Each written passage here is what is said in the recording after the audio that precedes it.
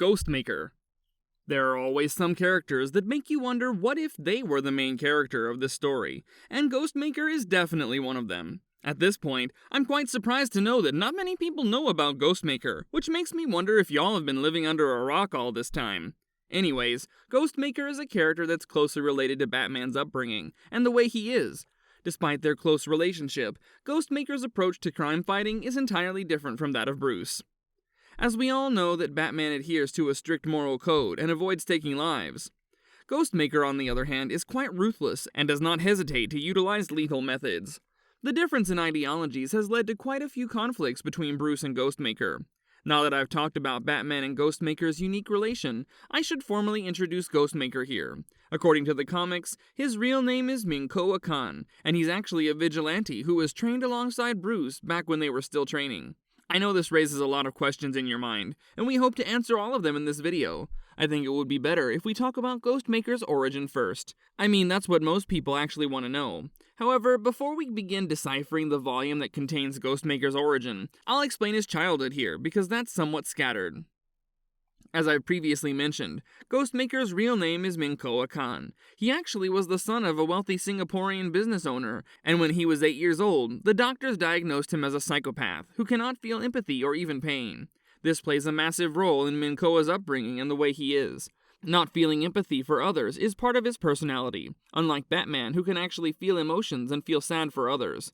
Minkoa's purpose for eradicating crime is not based on emotions like revenge, because for him, fighting crime is an art, not a duty.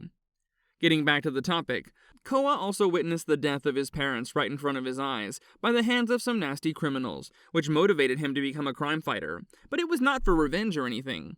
Now that we're done explaining Koa's childhood, I'll dive right into Ghost Stories Part 3, that further explains Ghostmaker and Batman's relationship. Why does it sound like they're into some intimate stuff? Well, they might be. It's 2024, fellas. We can't judge anyone here. The chapter begins as Ghostmaker is suturing Batman's abdomen, while explaining that he was expecting him to wake up earlier compared to the others, since he went light on the anesthetics. He further explains that he wanted to have a conversation with him regarding his weakness, and that it's about time that he overcame them. As soon as Batman gains consciousness, he questions Koa regarding his whereabouts, but gets mocked instead. After looking around, Batman immediately realizes that they're in Arkham, as Ghostmaker asserts that this is the place where he actually belongs. In the meantime, Barbara contacts Dick, who's taking on some criminals, and reports that he'll return tonight. Barbara, however, is not interested in that, as she further explains that criminals all around the city have been vanishing, including the Yakuza, the Triads, and even Professor Pig was found in his old cell in Arkham, despite being at large for the past 8 months. Hearing all this, Dick cannot believe that Ghostmaker actually came to Gotham, as he further questions the whereabouts of his other Bat family members. Even though Dick is coming back, Barbara needs some instant information regarding this Ghostmaker.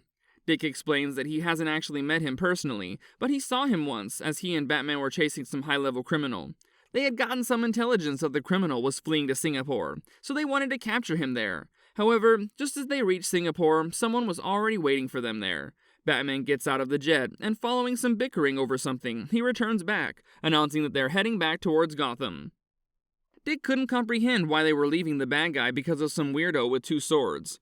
My man Dick defo has some humor. I mean, calling Ghostmaker a weirdo is wild itself. Anyways, Batman asserts that Ghostmaker will take care of the criminal, and make sure that he's extradited from Gotham as he clenches his teeth and punches the dashboard. After realizing that he's overreacting, he apologizes to Dick, who questions the reason behind his anger. Batman begins by deeming Ghostmaker the most selfish and arrogant person he's ever met in his life. He further tells Dick that even though he doesn't talk about the days he spent honing the art of crime fighting, he'll make an exception for him. Following the death of his parents, Batman traveled around the globe, learning martial arts and other forms of fighting styles just to take his revenge. He learned everything that might prove useful in his pursuit of prevailing justice, including martial arts, boxing, and even trading. It was a long and lonely journey. However, during his path, he met someone who shared the same experiences as himself. Someone who had been traveling around the globe, gathering skills to become the greatest crime fighter in the world. Batman further tells him that even though Koa's ego was unbearable, he had never met anyone with the same mindset as himself, and he considered him a friend. They used to stay up late at night to talk about technology and how they can rid crime from this world.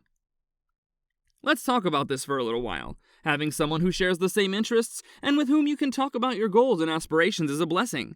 Having a companion and a rival motivates you to achieve your goal, aspiring you to become even better. Keeping all this in mind, Batman told him everything related to his past one night, and this shattered Koa. He started an all-out brawl against Batman, stating that he also considered him a friend, someone who wants to fight crime for the fun of it, not for the sake of something childish like vengeance. He also labeled him weak. This changes things a lot, in my perspective. This also explains why Ghostmaker is the best character in Batman. If you look at things rationally, Batman's entire career and goal is to get rid of criminals because he saw his parents die and he wants vengeance. This definitely makes him look weak. He needed motivation to do this, while Koa, on the other hand, is doing all this because he wants to make the world a better place, and that's why he kills criminals. Dead people cannot repeat their crimes, and this makes it easier to get rid of crime. We've seen how many times Batman has suffered just because he didn't get rid of his enemies and they repeat their crimes. After this, Batman and Ghostmaker met multiple times during their journey, where Koa aspired to prove that he's better than Batman in every aspect. During their last encounter, they made a vow with each other that Koa will not set foot in Gotham, and Batman will not set foot in any city where Ghostmaker is camping in. Now that Ghostmaker is taking care of his criminal in Singapore, they'll have to leave him behind. Hearing all this, Dick reassures him that he's not weak, but he just misses his friend, and Batman agrees. Dick further tells Barbara that Bruce reached out to Koa a while back to help run the program, but failed. According to Dick, Ghostmaker usually deals in South Asian countries where he camps in a particular city, spending years to clean up the crime, wipe out corruption, and solve everything. Barbara explains that the World Intelligence Circles still believe that Ghostmaker is an urban legend, as she has read some classified reports on him. The real question is, how does Dick know so damn much about Ghostmaker? Well, he explains that when Batman told him about Koa, he thought that he was his first partner and wanted to get better than him, so he dug up some information on him. Let's talk more about Koa's mindset and his perspective. Batman believes that people can change, and the criminals he encounters might also alter their ways at some point. But according to Koa, this doesn't change anything. What about the people they've killed? What about the dreams they've shattered? Them altering their ways will not change anything, and this is why Koa kills them. If I had to summarize his entire philosophy, I would say life for life, and this totally makes sense. I'm pretty sure at this point all of you understand why Ghostmaker is actually the best character in Batman. That's it, folks. Some people might not agree with Ghostmaker's philosophy, and it makes a lot of sense since he's killing people illegally and judging them by himself, which seems wrong at a lot of different levels. It's up to all of you guys to decide if Ghostmaker is the best Batman character ever or not.